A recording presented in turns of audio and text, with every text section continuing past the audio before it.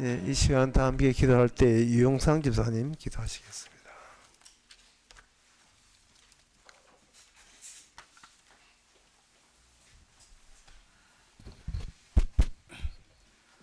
기도드리겠습니다. 참 감사하신 아버지 하나님, 주의 은혜 감사를 드립니다. 오늘도 부족함이 많은 저희들이지만 오늘도 이 하루 또 목숨을 연장하여 주셔서 이렇게 한자리에 모여서 예배드리게 해주심을 감사를 드립니다.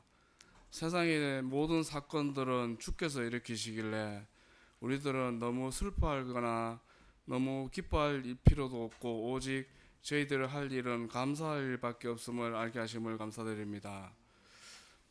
각자마다 눈에 할 일, 귀가 할 일, 다 각자 다 주께서 주신 일이 있습니다. 언제나 내 자신의 일보다도 언제나 주의 일을 항상 먼저 생각할 수 있게 도와주시고, 나의 힘과 나의 어려움이 있더라도 언제나 많은 성경에 나오는 주의 백성들은 자기 목숨을 잃더라도 주의 사명을 먼저 생각했습니다. 언제나 저희들이 주의 일에 먼저 항상 내 자신을 뛰어들 수 있게 언제나 주께서 은혜를 주시옵소서. 이렇게 우리들이 이 땅에 태어난 것은 우리들이 자신의 죄를 갖고 태어났다고 했습니다. 각자마다 우리들이 이 땅을 살아가면서 내가 죄인임을 언제나 많은 사람들에게 보여줄 수 있게 도와주시고, 그 은혜로 우리들이 주의 나라에 가고 있다는 것을 많은 사람들에게 전할 수 있게 도와주시옵소서. 오늘도 예수 목사님을 통해서 전하신 생명의 말씀을 우리들이 듣고 이 말씀을 듣고 언제나 은혜 받는 시간이 될 수 있게 도와주시옵소서. 예수님 이름으로 기도드립니다.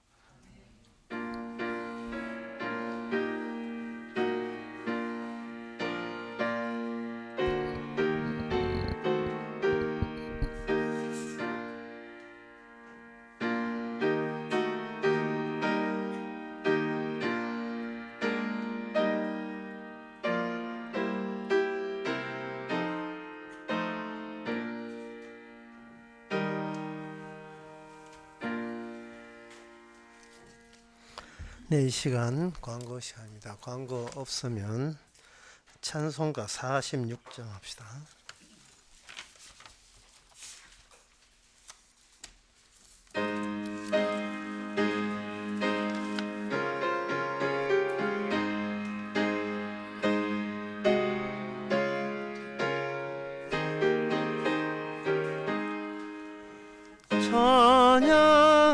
찬양하라 복되신 구세주 예수, 백성들아 사랑을 전하세. 경배하라 하늘의 천국과 전, 주님 앞에 영광을 돌리세. 목자같이 우리를 지키시고 종일 품에 늘 안아주시니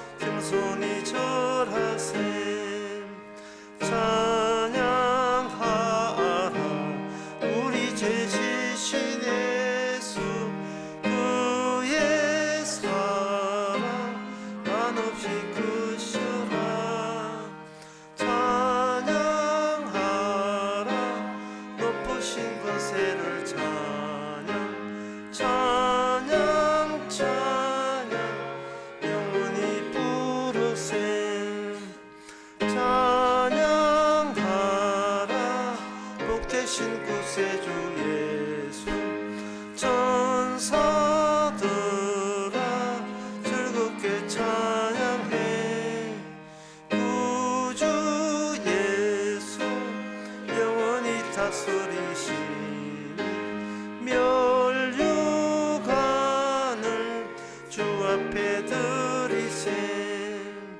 구주 예수 우리 성을 이기시고 영광 중에 또다시 오시니 찬양하라 높으신 권세를 찬양 찬양 찬양 영원히 부르세. 하나님의 말씀은 히브리서 2장 14절에서 16절까지입니다. 자녀들은 혈육에 함께 속하였으며 그도 또한 한 모양으로 혈육에 함께 속하였음은 사망으로 말미암아 사망의 세력을 잡은 자 곧 마귀를 없이 하시며 또 죽기를 무서워함으로 일생에 매여 종노릇하는 모든 자들을 놓아주려 하심이니 이는 실로 천사들을 붙들어 주려 하심이 아니요 오직 아브라함의 자손을 붙들어 주려 하심이라. 아멘. 하나님의 자녀에 가는 길에 대해서 본문이 이게 스케줄을 이야기합니다. 하나님의 자녀에게는 혈육이 있다는 겁니다. 육이 있다는 겁니다. 근데 그 육이 어디에 매여 있느냐? 사망에 매여 있다. 육이 사망에 매여 있다는 것을 좀 더 잘 여기서 설명을 하기를, 육이 사망에 매여 있다 정도가 아니라 육이 마귀에 매여 있다, 이렇게까지 또 내용을 또 추가해서 친절하게 이야기해 줍니다. 그러면 우리의 육이 사망에 매여 있고, 그리고 더 나아가서 악마한테 매여 있다면 우리에게 어떤 현상이 일어나는데, 어떤 현상이 일어나는가? 그 형상은 15절에 나옵니다. 죽기를 무서워함으로, 죽기를 무서워한다는 거예요. 죽는 것이 무섭다는 겁니다. 누가? 육이. 누가요? 하나님의 자녀된 자들이 육이를 갖고 있는데, 그 육이 무서움을 유발하는 이유가 된다. 육이 없으면 안 무서워할 건데 육이 있기 때문에 무서워하고, 마귀는 그 육을 노리고 장악하고 있고 세력을 잡은 자니까요. 죽음으로써 하나님의 자녀의 육을 꽉 쥐고 있다 이 말이에요. 무서워한다는 것은 무슨 뜻이냐 하면은 내 인생을 내가 좌지우지할 수 없는 처지에 있다는 그런 뜻이에요. 어떤 생각을 하고 어떤 행동을 해도 거기에 어른이 있고 거기에 주도하는 힘이 작동하고 있어요. 어떤 행동을 하고 생각을 하더라도, 직장을 옮기고 어떤 회사에서 어떤 발언을 한다든지 장사하면서 손님을 맞이할 때 모든 행동과 생각에는 무엇이 거기에 다 묻혀 있느냐 하면은 죽기를 무서워함으로 다 포함되어 있어요. 애가 밤에 잠재울 때나 안 그러면 모기 물릴까, 이런 거 다 모기 물리면 죽겠지요. 그러니까 죽기를 그 모기장 치겠지요. 왜? 어떤 행동과 태세 준비를 한다는 것은 뭘 전제로 하느냐 하면 죽으면 안 돼라는 것을 전제로 하고 생각하고 행동하는 겁니다. 근데 이것이 나이가 먹고 세월이 간다고 해서 이게 희박하거나 없어지는 게 아니고, 이게 네 나이 60대 했으니까 내가 낳아줄게, 마귀가 우리를 놓지를 않아요. 이제는 네 마음대로, 내 똘마니 노릇 많이 했잖아, 이제 네 마음대로 해, 그런 것은 없습니다. 사망의 세를 잡았으면 끝까지 가자. 끝까지. 네가 요양병원에 들어가든지 어떤 하든지 간에 끝까지 죽기를 무서워하는 것을 몰아세우는 겁니다. 그래서 우리는 좀 이 본문을 보면 좀 정직할 필요가 있어요. 어떤 사람은 말합니다. 북한의 김정은이가 무서워요. 김정은이가 무서운 게 아니고 마귀가 무섭지요. 새벽을 잡았는지. 나는 러시아의 푸틴이 무서워요. 푸틴이 무서운 게 아니고, 내가 안 죽은 푸틴이 나의 세력을 잡은 게 아니고 푸틴은 눈에 보이고요. 그거 말고 푸틴이 없을 때, 김정은이가 없을 때도, 시진핑이가 없을 때도 우리는 무서워했다 이 말이죠. 그게 누군지를 몰라요. 물음표. 그게 뭔지를 모르는데 우리는 한시도 죽음이 무섭지 않을 경우가 없습니다. 그래서 이 죽음이 무섭기 때문에 남에게 폭력을 행사하는 거예요. 악마가 와락 침범하니까 그걸 본인이 견딜 수 없어서 그것도 자기가 악마의 침범을 바깥으로 드러내서 타인에게 그대로 가해를 입히죠. 죽음의 힘을 어느 인간이 감당할 수 있습니까? 아무도 감당할 수가 없는 거예요. 그래서 이 하나님의 그 자녀에 대한 하나님의 스케줄을 오늘 소개했다고 제가 말씀드렸잖아요. 그 스케줄이 있는데 그 스케줄이 뭐냐? 인간은 물음표니까 내가 왜 이렇게 무서워하는지를 모르겠다 하고 이렇게 평생을 살아가지만 하나님의 스케줄에 의하면 그 네가 무서워하는 그 배후의 실체를 주님께서 불러내요. 주님께서 처리해 줍니다. 인간이 하나님의 자녀가 무서워하는 그것을 주님께서 이게 처리를 해 줘요. 그러면 이 이야기가 이제부터 어렵습니다. 이 이야기가 참 하나님 참 좋으신 분이다. 죽는 걸 무서워하기 때문에 우리 예수님 보내셔서 우리로 하여금 마귀를 없이 하시고 우리를 다시는 죽지 않고 천국 가게 살게 해주시니 우리 하나님은 정말 좋은 분이다. 이렇게 생각하겠죠. 그게 오해인 거예요. 왜냐하면 16절 이는 천사들을 붙들어 주려 하심이 아니요 오직 아브라함의 자손을 붙들어 주려 하십니다. 김치국 마시지 말라는 거예요. 모든 인간에게 혜택 준다는 게 아닙니다. 아브라함의 자손에게만 이런 혜택이 주어지는 거예요. 그러니까 이게 성경이라는 게 이게 어려운 겁니다. 아브라함의 자손이 여기 왜 나오냐 이 말이죠. 아브라함이 거기서 왜 나와? 아브라함 좀 뺐으면 좋겠어요. 하나님 좋으신 분입니다. 하나님 우리의 죽기를 무서워함으로 예수님 보내서 예수 믿기만 하면 다 구원받습니다. 왜 이렇게 깔끔하게 어떤 조건 없이 제한 없이 예수 믿기만 하면 구원받으면 이런 말씀을 하면 되는데 여기 생뚱맞게 아브라함 자손이 여기 왜 등장하느냐 하는 겁니다. 그것은 인간이 자기가 구원받고자 하는 이 시도가 근원적으로 마귀의 악마의 세력으로부터 벗어나는 태도가 아니라는 겁니다. 마귀가 떠나면 그러면 죽음의 공포도 떠나면 나는 행복해지겠지. 이 자체가 마귀가 원하는 바예요.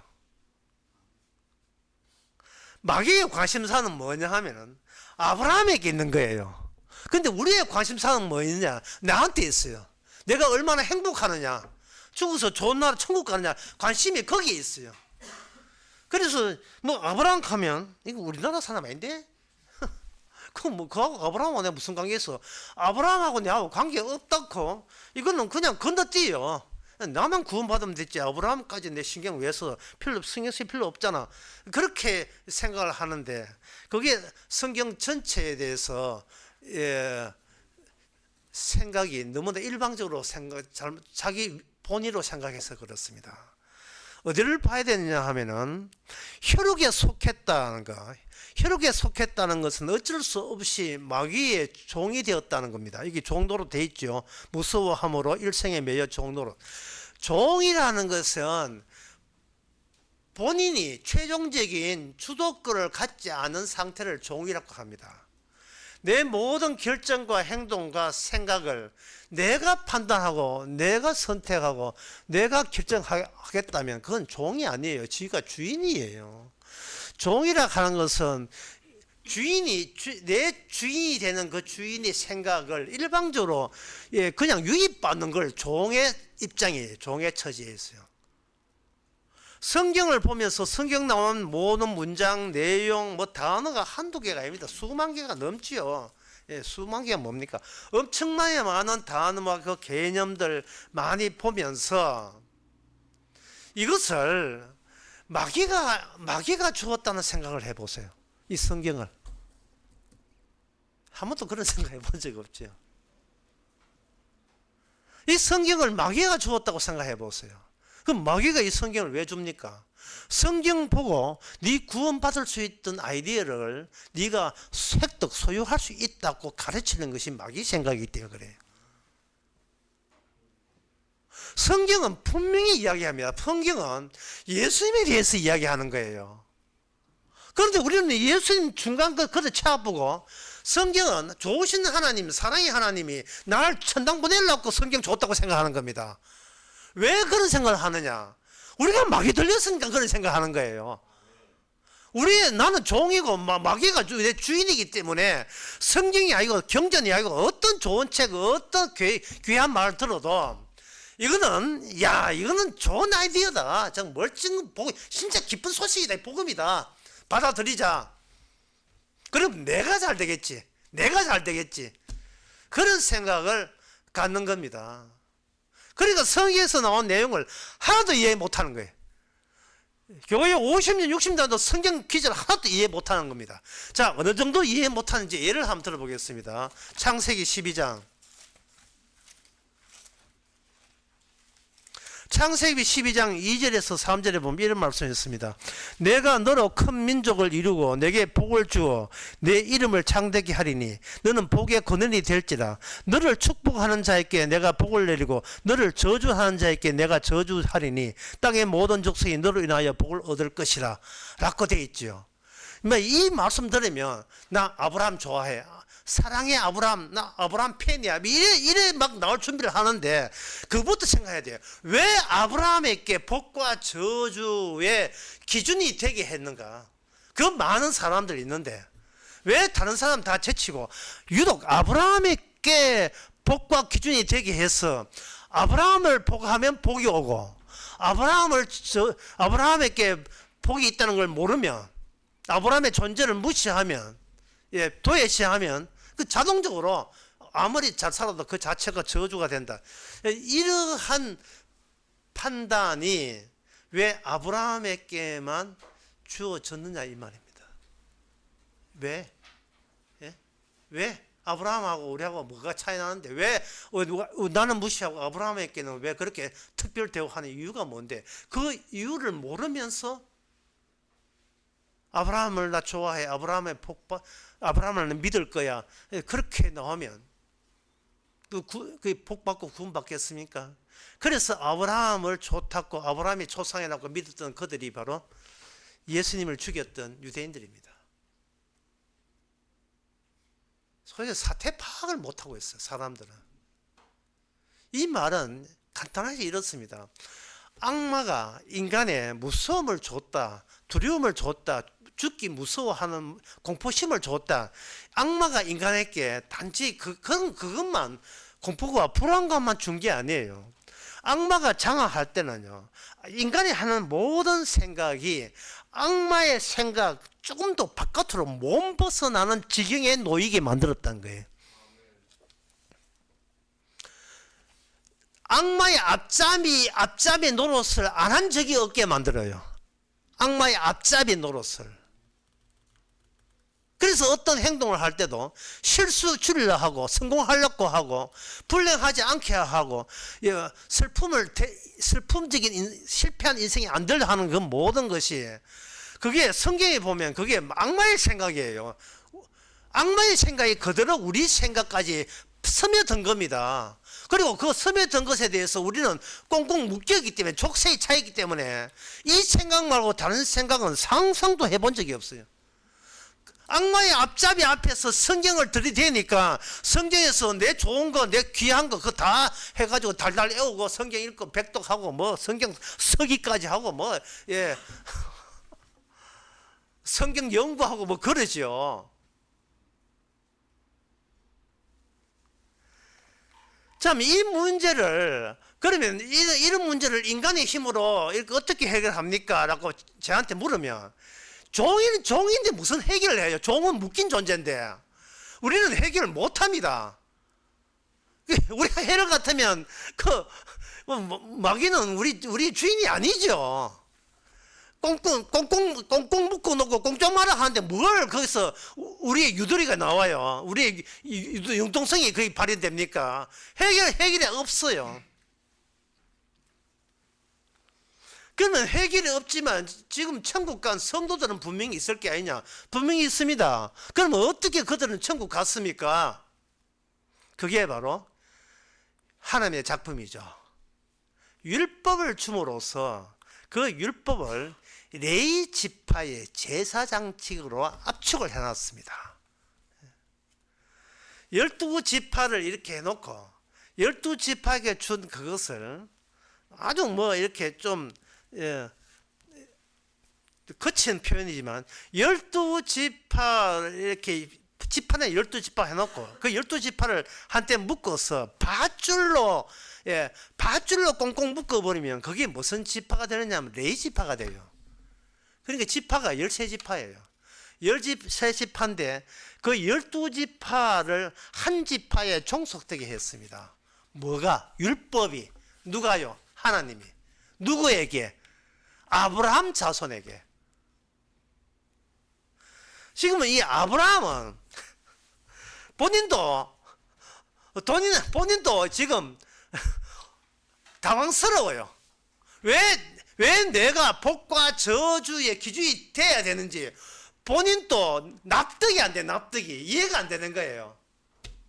그냥 성경에서는 간단하게 나는 널 택하여 세워나니 그 한 말뿐이고 택하여 세웠는데 왜 너를 택했어요? 왜? 좋다 기쁘다가 아니라 그 도대체 그 이유를 모르겠는 거예요. 왜 나를 택해가지고 한 건지, 왜 나를 택해서 복의 기준으로 삼는지요.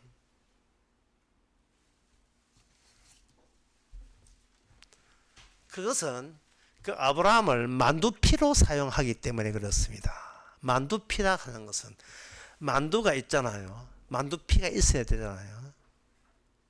밀가루 반죽해가지고 홍두깨가 쫙쫙 밀어가지고 만두피 종지기 가지고 팍팍 찍으면 만두피 되거든요.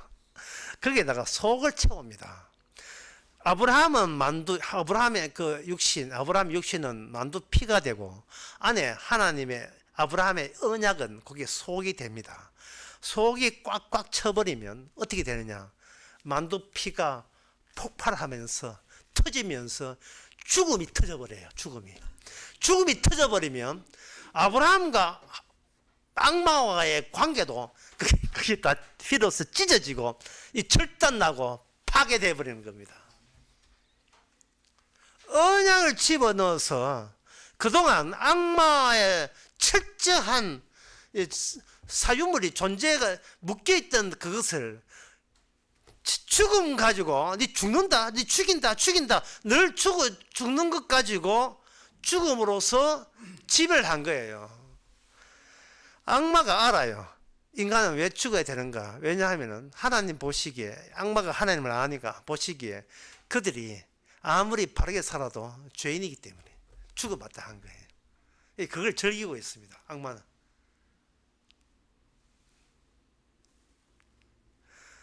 그것도 모르고 인간들은 말씀 지킨다고 난리예요. 안 죽으려고. 죽음의 불안에서 벗어나기 위해서. 하나님은 다른 방법을 사용해요. 아브라함으로 하여금 속을 채웁니다. 언약으로 속을 채워서 그것을 아브라함 자체가 완전히 다 찢어지게 만들어요. 터지게 만들어 버립니다. 터지면 기존에 아브라함과 또 그 혈육을 장악했던 꽉 꼼짝 말아 했던 그 죽음도 같이 터져버려요. 죽음이 갈게 다 찢어진다고요. 풍선이 있는데 풍선 안에 우리가 갇혀 악마가 만든 풍선 안에 우리가 갇혀 있어가지고 그 안에는 죽음과 저주의 세계예요. 그런데 하나님께서 바늘로 풍선을 탁 터뜨리면 뻥 하고 풍선 다 터지면서 비로소 그동안 인간을 아브라함 자손을 가두어뒀던 죽음의 공포와 그것도 같이 날아가 버리는 거예요. 물론 아브라함이 만두 피기 때문에 아브라함 자체도 날아가 버려요.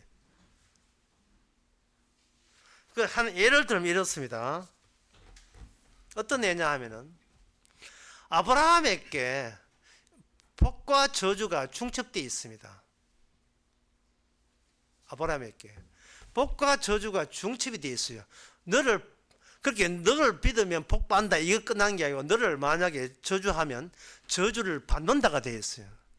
그러면 하나님께서 아브라함을 가지고 어떤 기능을 발휘하는데 비로소 복이라는 것을 현실화시키고 저주라는 것도 같이 현실화시킵니다.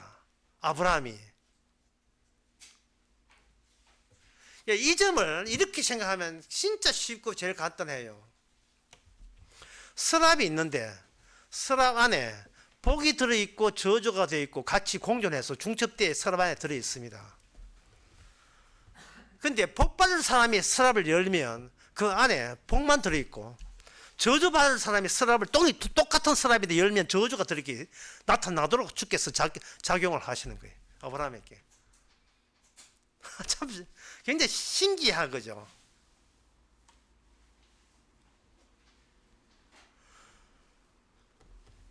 아브라함에게 복과 저주가 있다. 그러니까 아브라함에 대해서 네가 복을 빌면 네가 복을 얻으리라 할 때 나 아브라함에게 복 받아야 돼. 아브라함이 복이 있으니까 복 받아야지 하고 자신만만하게 아브라함이라는 서랍 딱 열었는데 거기서 저주가 나와요. 그리고 모든 인간이 다 그래요. 저주 외에는 복을 받을 인간은 이 세상에 아무도 없습니다. 아브라함을 통해서 복 받을 한 모든 인간은 저주로 마감돼요. 그 이유가 뭐냐 하면은 이게 그 물리학에서 양자 얽힘이라는 게 있어요. 양자 얽힘이라 하는 것은 한번 상호작용을 한 입자 사이에는 아무리 둘 사이가 멀리 떼내도 떨어져 있어도 마치 같이 연동해서 연결된 것처럼 행동한다. 이게 양자 얽힘입니다. 이게 한쪽을 그 빨간 공, 파란 공 두 개가 있는데 한쪽이 빨간 공을 딱 채워버리면 저쪽이 자기의 어떤 결심과 각오와 의지를 총동원해도 그 사람의 여느 서랍에는 파란 공만 있어요. 왜? 연동되어 있습니까? 서로 상호작용하기 때문에. 그러면 우리 인간들은 누구하고 상호작용했냐 하면 인간들은 이미 창세기 3장에서 하나님과 아담이 이미 상호작용을 했어요. 그래서 하나님은 인간의 작용을 멈추지 않습니다. 끝까지 밟아요. 자기가 만든 인간이기 때문에 끝까지 갈고 끝까지 관계를 하는데 그 하나님의 목적은 뭐냐? 그 인간을 갈감으로써 새로운 두 번째 아담 예수 그리스도를 주로 만드는데 필요한 재료로서 기존의 인간들을 갈고 다루고 상대하십니다. 기존에 예수님께서 아브라함의 자손으로서 서랍을 여니까 오직 예수님만이 아브라함의 서랍을 뭐가 나오냐 하면 바로 복이 나와요. 그 예수님께서 아브라함의 자손이 된다는 말은 아브라함의 육신에 속한 모든 것은 자동적으로 이거는 죽기를 무서워한 저주받는 자라는 것이 확증이 되어버립니다. 양자 얽힘에 의해서 한번 상대한 것은 끝까지 같이 그 상대를 관계를 끊지 않아요. 예수님이 아브라함의 복을 완성을 했다면 예수님 빼놓고 나머지 모든 인간은 네가 어떤 그 사람의 어떤 종교적인 노력과 어떤 기도와 어떤 해도 그 사람은 죽기를 무서워하는 사탄의 종으로 발각되고 노출되게 돼 있어요. 이게 얼마나 멋집니까? 예? 예수님 빼놓고 네 인간 아니야, 그런 뜻이에요. 그걸 안다는 게 얼마나 즐거운 일입니까? 우리 자신이 누군지를, 예? 그것도 모르고 아브라함에게 복 주면 복 받는다 하니까 나 아브라함 좋아해, 나 아브라함 팬이야, 오늘부터 뭐 이래 나온다 이 말. 본인이 누군지도 모르고 본인이 네 누구 하면 나 인간이야. 아니에요. 예수님 십자가 지시고 난 뒤에 인간은 사탄의 종이에요. 죽기를 무서워하면서 사탄의 악마의 종이 되어 있다니까요. 그거는 본인이 연구한다고 바뀌시는 것이 아니고, 십자가에서 예수님이 하신 일 중에 하나가 뭐냐, 그 사탄의 정체를 드러내는 일을 하신 거예요. 십자가에서 너는 이 악마의 권세 아래 이렇게 놓여 있다. 악마의 노림수, 악마가 노리는 것은 바로 이거다. 너가 그저 유대인 보고 했죠. 너가 아비는 악마라고. 악마의 하수인들이 하는 것은 뭐냐면은 죽이라, 누굴? 메시아를 죽이라입니다. 메시아를 왜 죽여야 되는가? 내가 멀쩡한데 메시아를 왜 믿어야 돼요? 그래요. 생각해. 내가 멀쩡한데, 내가 무엇이 잘하고 못하고 내가 알아서 하는데 왜 메시아가 왜 끼어드냐 이 말이죠. 그리고 그 메시아 그리스도가 뭐라고 하냐 하면 바르게 살아라 이런 이야기를 하신 메시아가 아니에요. 나는 너 때문에 희생한다 이 이야기 하거든요.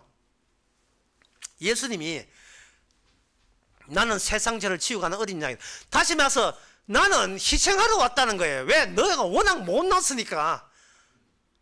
너 힘으로 마귀의 힘에서 못 벗어나니까 희생하러 왔다는 거예요.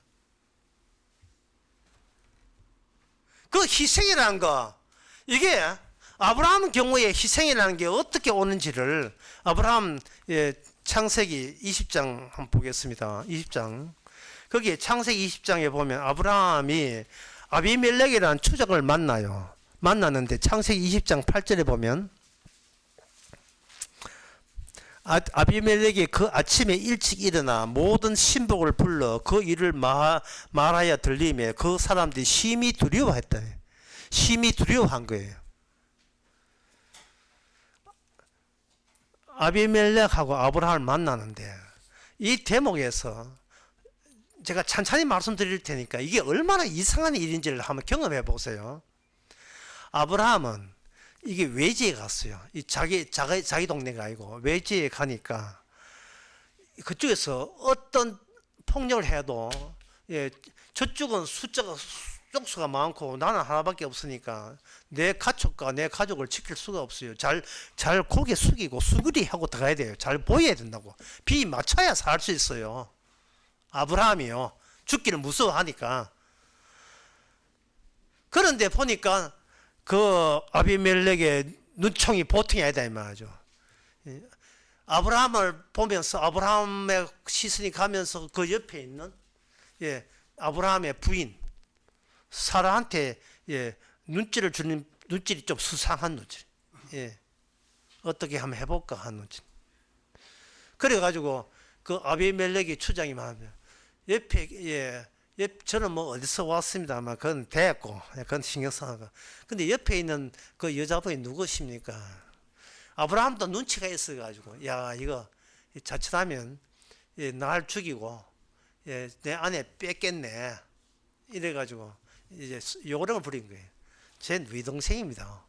그러니까 아비멜렉이 화색이 돌면서, 아이고, 사돈! 뭐, 이렇게. 어이구 처남 뭐 이래가지고 뭐 갑자기 이제 생존에 아브라함 가족의 생존과 가축의 생존에 유리하게 된 거예요. 죽기를 무서워하기 때문에요. 아브라함도.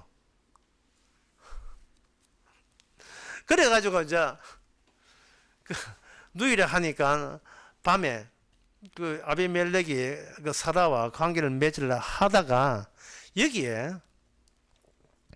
꿈에 아비멜렉 가까이 하지도 않았어. 근데 아비멜렉이 현몽하고 그에게 이르시되 네가 취한 이 여인을 네가 죽이리라 했어요. 네가 죽으리라 하나님께서 했습니다. 근데 이 대목에서 우리가 명심해야 될 것은 아비멜렉도 그렇고 아브라함도 그렇고 사라도 그렇고 모두 다 공통점이 있는데 그건 전부 다 죽음에 대한 두려움과 무서움에서 벗어날 길이 없다는 거예요. 그러니까 여기서 다시 한번 생각해야 돼요. 죽음에서 무서워해서 벌벌 떠는 인간을 왜 하나님께서는 복과 저주의 기준점이 되게 했느냐 이 말입니다. 창세기 12장에서 그 답은 이래요. 아브라함이 기준점이 아니에요. 아브라함 자손이 기준점이죠. 아브라함 자손인 거예요.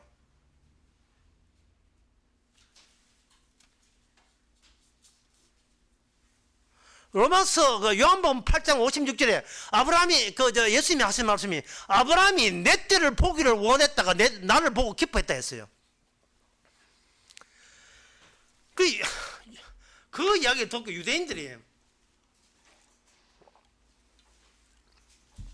도대체 저게 무슨 말인 줄 몰라가지고 이래 이야기해요. 예수 당신은 나이 50도 안 됐는데 어떻게 2000년 전에 아브라함을 봤습니까? 이래 나온 거예요. 그 누가 봐도 누가 이성적이고 누가 합리적이냐 하면 유대인들이 합리적이에요. 마치 오늘 우리들처럼. 이 말은 뭐냐? 우리가 예수 믿는다는 것이요. 얼마나 거짓말인가 사실이 드러나는 거예요. 자기를 믿지 예수를 믿지 않지요. 예. 납득될 수 있는 것은 나지 예수가 납득될 수 있는 게 아니에요. 자, 그런데 그 창세기 2장 8절에 아비멜렉이 그 이야기를 너무 무서워서 너무너무 무서워서 그 이야기를 했다 이 말이죠. 하고 자기들에게 조심해라. 예. 큰 분 등장했다. 조심해라. 이게 된 겁니다.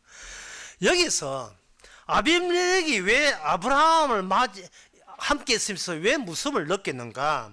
인간이 무섭다는 것은 낯설음이고 무의미하기 때문에 그래요. 인간은 악마의 종으로서 나름대로의 안정적인 삶을 꾸려가고 있었던 거예요. 의미 있는 이렇게 하고 이렇게 바르게 하고 이렇게 하고 또 성경까지 가고 교회 다니면 내가 천국 갈 것이다. 이게 굉장히 안전빵인 안정적인 자기 인생을 꾸려간 겁니다. 그런데 그것을 마귀 내가 나쁜 짓을 한가 왜 마귀를 무서워해? 나는 내 마음대로 성실하게 살았는데 성실하게 살고 착실하게 살고 바르게 살고 말씀 믿고 예수님 믿고 사실니까 둘이 없다 하는데 이 아비멜렉 입장도 마찬가지예요. 아비멜렉 입장에 두려운 것은 딱 하나예요. 본인이 누구지도 모르는 아브라함의 그 어설프기 짝이 없는 바보 같은 그 인간의 등장이 왜 하나님을 우리 집까지 불러 일으켰느냐 이 말입니다. 예? 내한테 자기 부인하고 될 걸 무서워가지고 내가 무서워서 자기 누이 동생이라고 했던 그러한 찌질하고 쪼잔한 인간 인하여 왜 하나님이 나한테 직접 나타나서 네 쪽을 봐 죽어 왜 이런 무서움이 오게 하느냐 이 말이죠. 그게 뭐냐? 희생의 무서움이에요. 예수님 십생의 무서움입니다. 십자가의 피의 무서움이에요. 그게 예수님의 피를 알기 때문에 하나도 안 무서워하세요. 그러나 예수님의 피가 직접 와버리면 이것은요 믿자 안 믿자 순이 아니고 목숨 걸어야 될 문제입니다. 이게 예? 헌금 돈 현찰 몇 푼 준다고 이게 처리될 문제가 아니에요. 이거는 내 목숨을 거기다 걸어야 돼요. 왜? 그 십자가 피보다 더 무서운 게 없기 때문에 희생보다 더 무서운 건 없어요. 장사가 되니 안 되니 여기 감기 들려가지고 목이 아프니 지금 이런 문제가 아니에요. 마라톤 때문에 오지를 못해. 지금 그런 문제가 아니고 애가 공부를 잘하고 이런 문제가 아니라 직장에서 쫓겨나고 어떻고 이게 문제가 아니라 그런 건 다 마귀한테 속해 마귀한테 꽁꽁 매여서 넋두리 하는 거죠. 인간은 평생 자기한테 투덜대고 살아가는 투덜대고 이게 또 투덜 저것도 투덜 뭐 그래 불만이 많은지. 그게 쫓겨서 그래요. 마귀한테 쫓겨서 무서워서 그래요.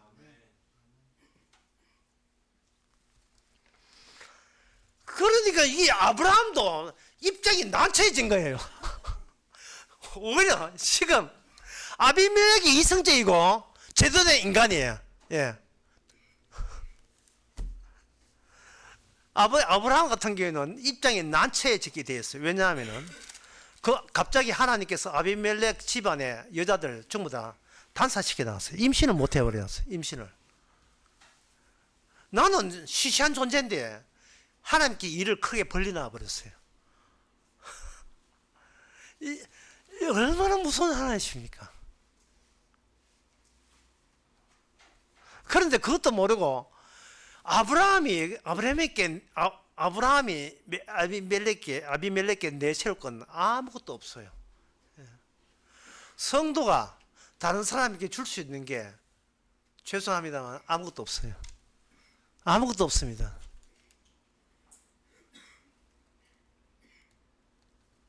그래서 창세기 20장에 아브라함이 하나님께 기도하니까 아비멜렉과 그 아내의 여종을 치료하사 생산 다시 태가 열렸어요. 이런 일을 통해서 아브라함이 얼마나 놀랐겠습니까? 정말 참으로 무능하기 짝이 없는 것이 내 자신이라는 사실을. 남하고 비교해서 나는 좀 이것 좀 할 줄 안다 뭐 이렇게 했는데, 뭐 변기 수리하고 이런 건 내 잘한다 이래 했는데, 하나님 앞에서 정말 나는 찌질이 중에 이런 찌질이가 없어요. 찌질 아무 능력도 없으면서 뭘 예수 믿고 뭐 어디를 가요? 천국을 가요? 이건 욕심에 과해도 보통 과한 게 아닙니다. 예. 어디를 넘봐요? 어디 자기 주제 파악도 못하면서 어디 천국을 넘봅니까? 하나님께서는 이 아브라함을 통해서 드디어 만두 속을 채웁니다. 그게 아브라함 언약이에요. 그 언약 안에 뭐가 들어오는가? 야곱의 12지파가 들어갑니다. 아까 말씀드렸습니다. 그 지파 앞에 레위 지파가 있어요. 레위 지파가 있으면서 그 이스라엘의 12지파는 뭘로 구성되느냐? 율법으로 꽁꽁 묶여 있습니다. 히브리서 7장에 보게 되면 7장 6절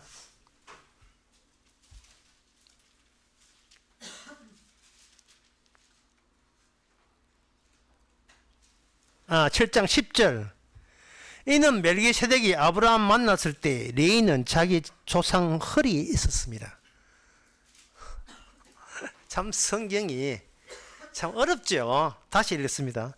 이는 멜기세덱이 아브라함을 만날 때 레위는 아직 자기 조상의 헐이 있었다. 헐이 있었다. 그냥 예수 믿고 천당 가라. 얼마나 쉬워요. 왜 그 쉬운 말 놔두고 왜 히브리서 7장 10절 이 말을 왜 굳이 꼭 해야 이게 왜 있어야 됩니까? 아브라함에게 있었던 그 만두 속, 그 율법, 그 언약이 계속해서 전개되고 있다는 겁니다. 어디로? 아브라함의 자손, 혈육에 속한 아브라함의 자손. 아브라함의 자손이 이삭이고 이삭 자손이 야곱이고 야곱 자손이 12지파예요. 그런데 12지파에 뭐가 살아있느냐 하면 아브라함에게 집어넣은 하나님의 언약이 계속 살아있는 겁니다. 그러니까 이 살아있다는 말은 아까 제가 말씀드렸지만 이거 지키면 구원받는다 그 내용이 아니에요. 구원받지 못한다는 내용입니다. 너는 마귀에 속기 때문에 구원은 느림도 없어요. 구원은 물 건너간 거예요. 아브라함 믿어서 구원받겠다고 서랍 여니까 아브라함에게는 복만 있는 게 아니고 저주도 있거든요. 저주가 툭 튀어나오는 거예요. 하나님께서는 서랍을 연 아브라함이 서랍이라면 상자라면 그 서랍을 열 때 그 여는 행위가 예수 그리스도가 아니라면 어떤 사람이 열어도 그는 복과 저주 가운데 저주가 주어지게 되어 있는 그것이 아브라함 언약이에요.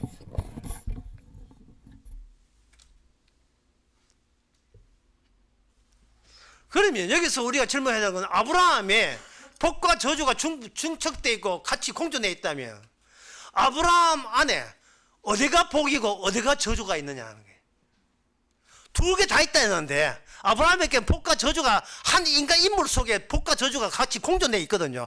그러면 아브라함을 한번 조사를 해보자는 거예요. 어느 쪽이 아브라함 복 쪽이 어느 쪽이 아브라함 저주 쪽인지.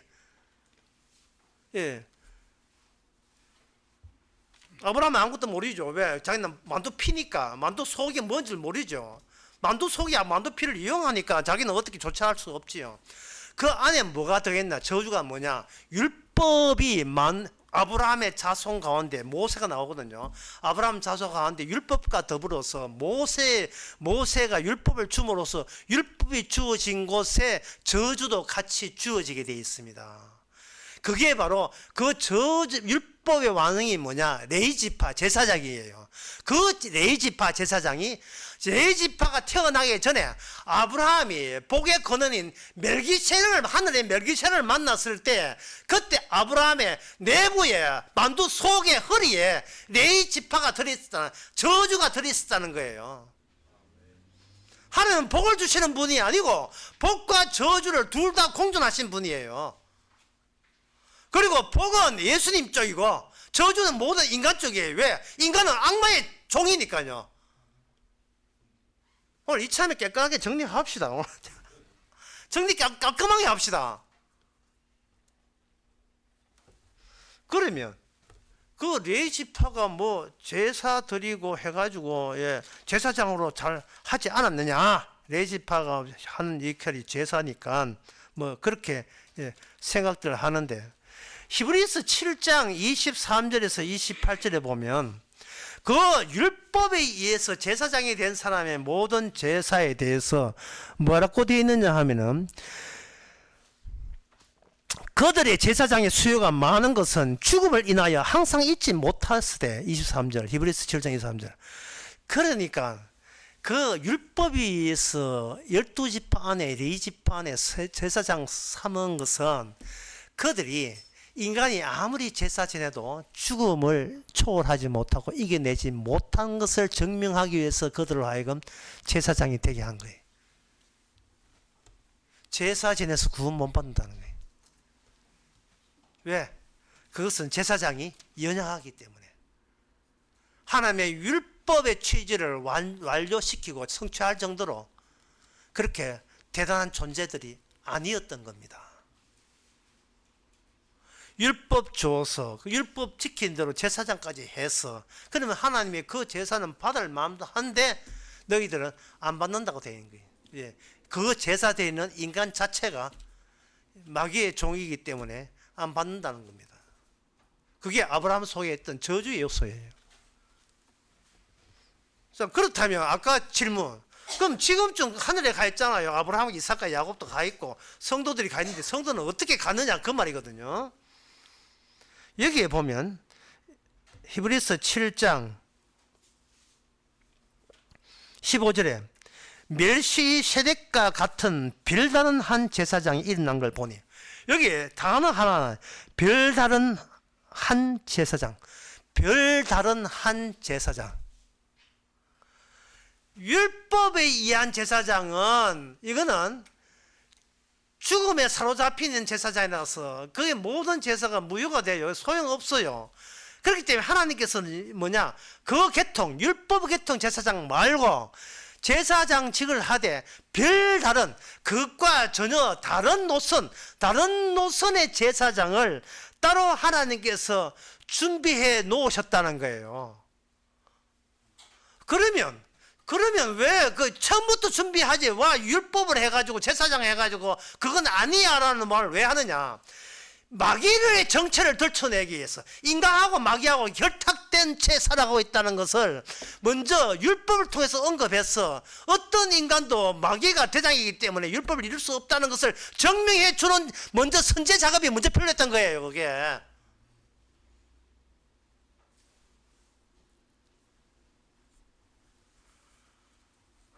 다시 말해서 이 마귀가 그냥 인간 이 하는데 해 이게 마귀가 아니고 마귀는 우리의 생각과 의지 모든 것을 모든 것을 주관하는, 예, 호세의 말처럼 그야말로 마귀는 주님이에요. 예, 그걸 바알락 하거든요. 인간의 모든 종교의 주님은 마귀입니다. 알라, 여호와, 예수 전부 다 용어가 뭐가 문제겠어요? 용어가 메시아 이용하고 신을 이용해가 천당갈락 하는데 이건 용어 뭐해서 그게 마귀 짓이지요.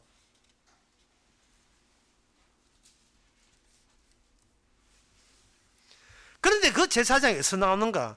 멜기세덱의 계통에서 나왔다는 거예요. 그럼 멜기세덱은 뭐냐? 멜기세덱은 아브라함이 언약을 받고 난 뒤에 아브라함이 전쟁에 말려들었어요. 자기 조카가 소돔과 고모라 전쟁에 포로잡혀서 본의 아니게 조카 구한다고 빼냈거든요. 그러니까 아브라함이 갖고 있던 만두 속 복과 저주가 이게 현실화될 때는 반드시 어떻게 되느냐 하면 전쟁이라는 형식으로 바깥으로 드디어 역사 속에 업적과 실적을 흔적을 남기게 돼 있어요. 전쟁. 그 전쟁할 때 그 전쟁을 하게 하신 이유가 하나님의 뜻이라고 등장한 그때 인물이 살렘 왕 멜기세덱이에요. 창세기 14장.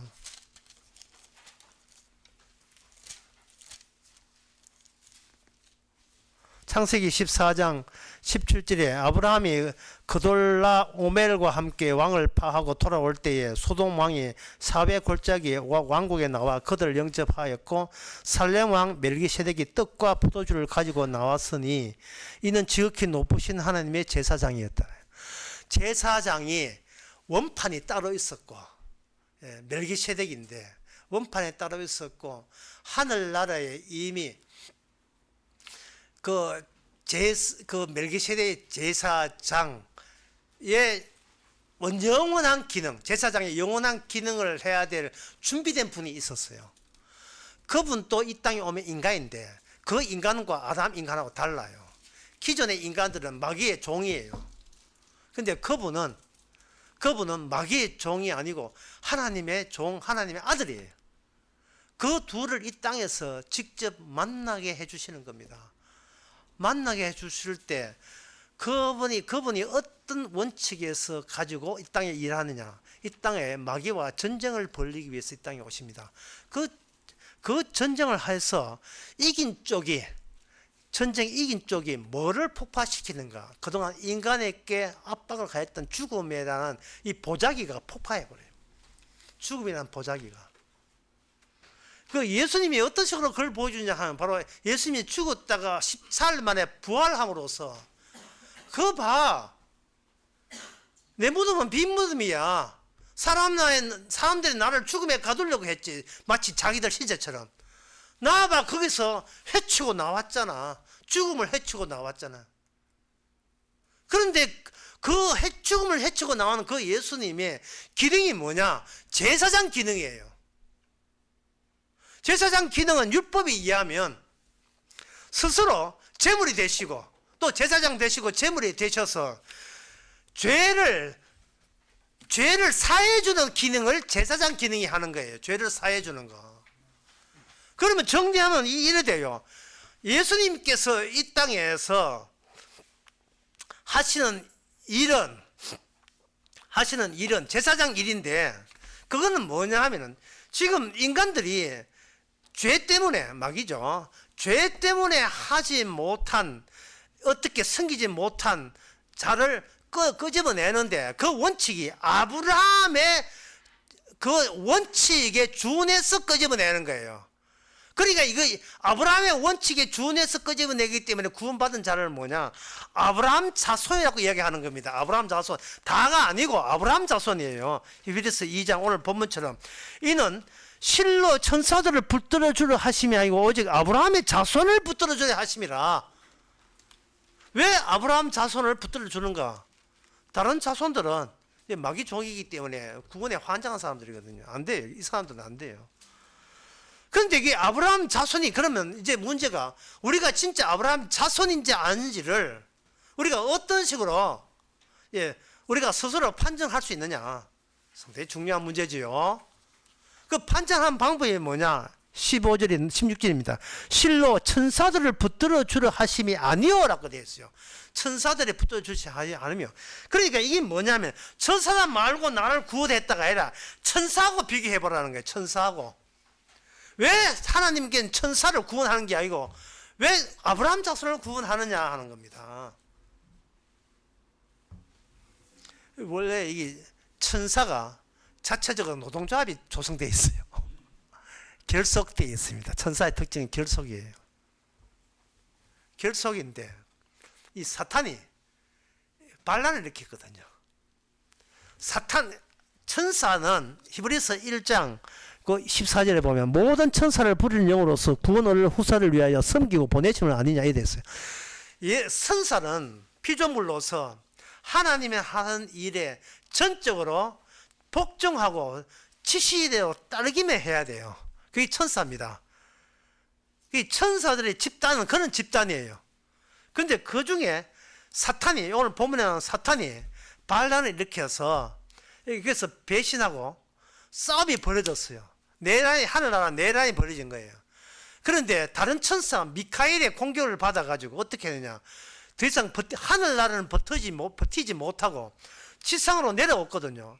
내려오니까 무엇이 빠졌느냐 하면은 천사 하나님을 하늘 섬기는 그 천사들의 그 조직체의 빈자리가 생긴 거예요. 빈자리에. 그 빈자리에 아브라함 자손으로 채우는 겁니다. 악마가 빠진 자리에 그걸 채우는 거예요. 그러면 사탄이 어느 정도로 악마가 어느 정도로 그냥 시시한 천사가 아니라 높은 천사, 어느 정도 높은 천사인지 이사야 14장 12절 15절에 나옵니다. 너 아침의 아들 계명성이여 어찌 그리 하늘에서 떨어졌으며 이 악마가 하늘이라도 보통 하늘 아니에요. 내 마음에 이르기를 내가 하늘에 올라 하나님의 무필에 나의 보호자를 높이리라. 내가 북극 지폐의 산 위에 좌정하리라. 가장 높은 구름에 올라 지극히 높은 자와 비기를 하도다. 그러나 이제 너가 음부 저 구덩이에 맨 밑에 빠치우리라. 이래 됐어요. 누가? 사탄이. 누가요? 모든 아담의 후손들, 인간들을 종으로 삼았던 그 천사가. 그러면 우물에서 물을 길듯이 누가 와야 되냐 하면 주님께서 우물 속에다가 또리박녀가 건지듯이 천사 하늘보다 그 높은 자리, 그렇게 천사보다 더 높은 자리를 하나님께서는 자기 아들 예수님을, 이게 하나님의 우편이 누구 자리냐? 하나님의 자리예요. 그 하나님의 자리를 하나님은 자기 아들 예수님에게 그 우편 자리를 내줘요. 내주면서 처음에 인간을 만들었던 그 창조의 취지도 함께 살리는 요량으로 그 자리를 만들어요. 그래서 하나님께서는 뭐냐? 악마의 종이 되었던 인간을 예수님을 보내가지고 예수님과 더불어서 어디까지 올리느냐 하면은 하나님 우편까지 올려버려요. 올려버리면 그 다음부터는 이제는 천사들이 누구를 섬기느냐? 성도를 섬겨요. 예수님 섬기는 건 물론이고요.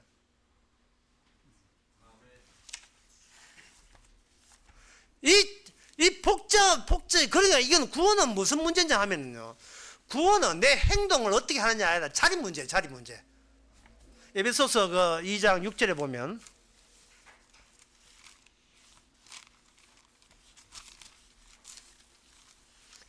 보면 또 함께 일으키사 그리스도 예수 안에서 함께 하늘에 앉히시니, 하늘에 앉혔다는 거예요. 누구를? 성도를 앉힌 거예요. 이유가 뭐냐?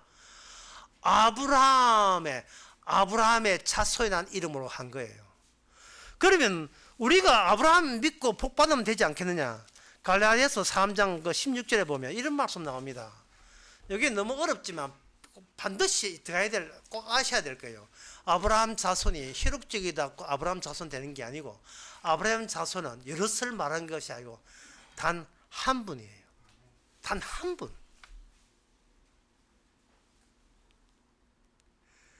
예수님이 아브라함의 언약을 대할 때는 무조건 복이에요. 그렇다면 예수님 씨, 아브라함의 씨가 되는 예수 그리스도의 그 한 분밖에, 이거 그 대목을 읽어보면 이렇습니다. 이 약속들은 아브라함과 그 자손에게 말씀하신 것인데, 말씀은 아브라함 자손들에게 했는데 여럿을 가리켜 자손들이라 하지 아니하시고 오직 하나를 가리켜 내 자손이라 하셨으니 곧 그리스도라 되어 있어요. 나머지는 덜덜이에요. 나머지는 왜 그렇게 되는가? 왜 그렇게 예수님만이 진정 아브라함의 자손이 되어야 되는가? 이 원래 성도가 앉을 그 자리가 천사들을 통제하고 결속시키고 한 자리에서 모든 것이 지시 명령을 내는 자리예요. 천사들에게. 따라서 아브라함 자손의 특징은 뭐냐? 결속이에요. 사적인 구원은 없습니다.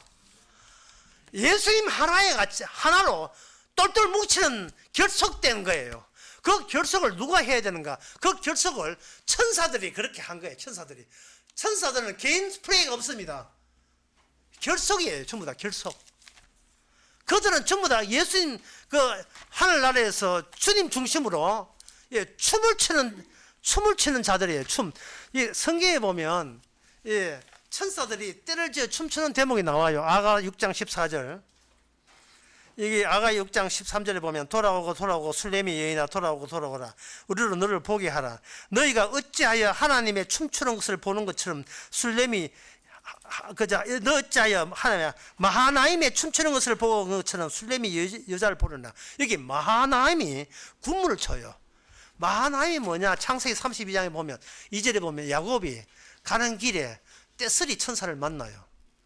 하나님의 군대입니다. 숫자가 하나가 아닙니다. 여럿이에요.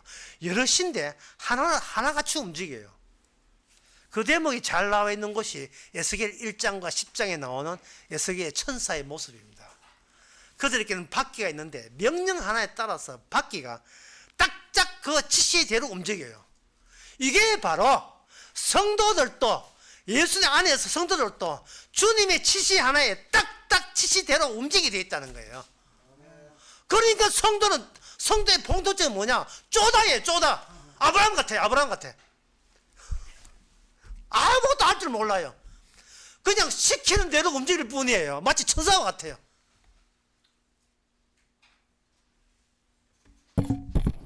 아브라함이 자기 마누라 이쁘다고 탐낼까 싶어서 지레짐작 겁내가지고 누구십니까? 마누라 아니에요. 제 사촌 노예 동생입니다. 사촌 노예 맞기는 맞죠.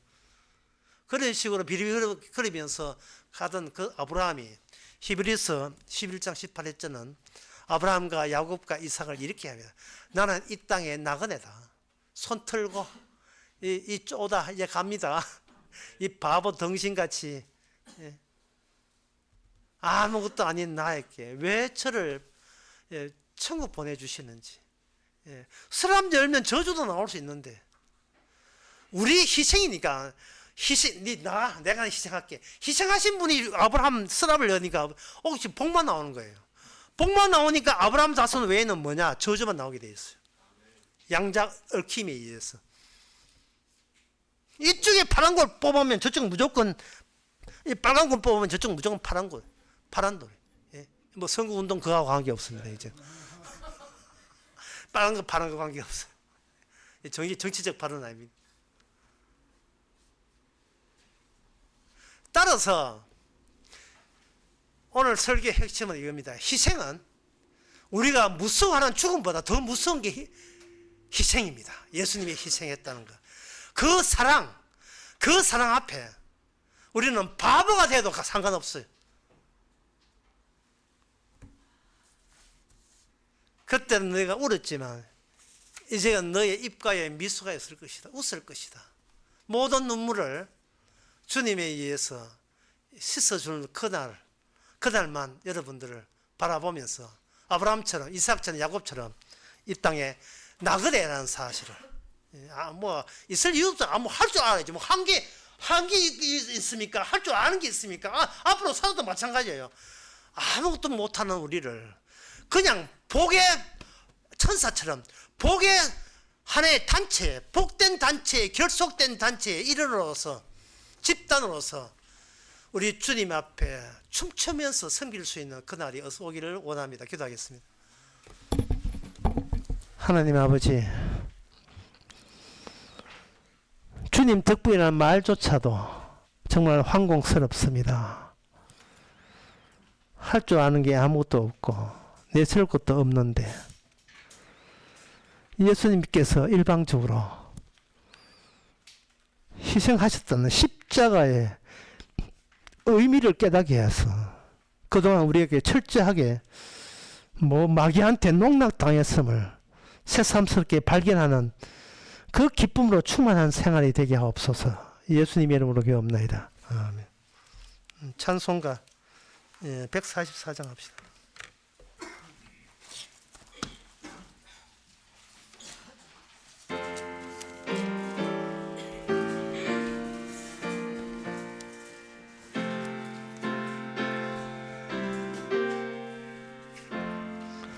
예수 나를 위하여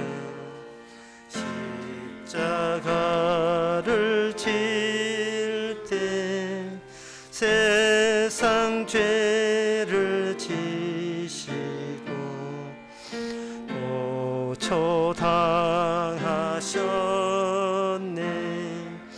예수여 예수여 나의 죄 위하여 법의 피를 흘리니 죄인 받으소서.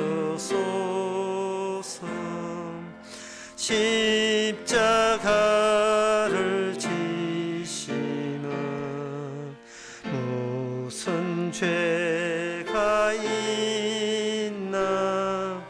저 무지한 사람들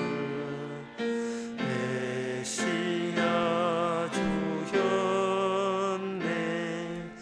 예수여 예수여 나의 죄 위하여 법의 피를 흘리니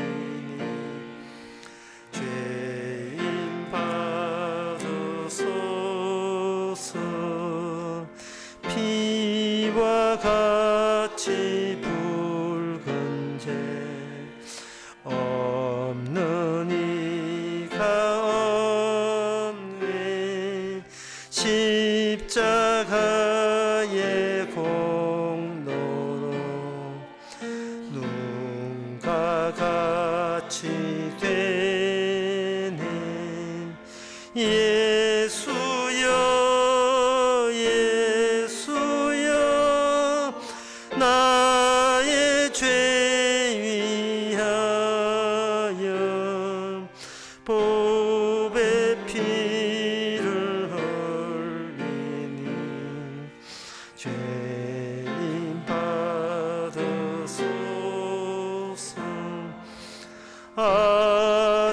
아름답다 예수여 나의 좋은 친구.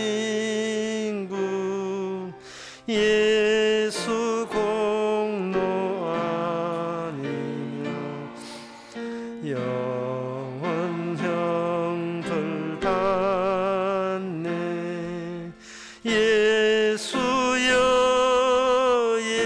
예수여 나의 죄 위하여 법의 피를 흘리니 죄인 받으소서. 아멘. 기도합시다. 지금은 우리 주 예수 그리스도의 은혜와 하나님의 크신 사랑과 성령의 충만하심이 인간들은 감히 생각하지도 못한 그 힘든 일을 주께 홀로 하셨음에 감격하는 모든 성도들께 함께 계실지어다.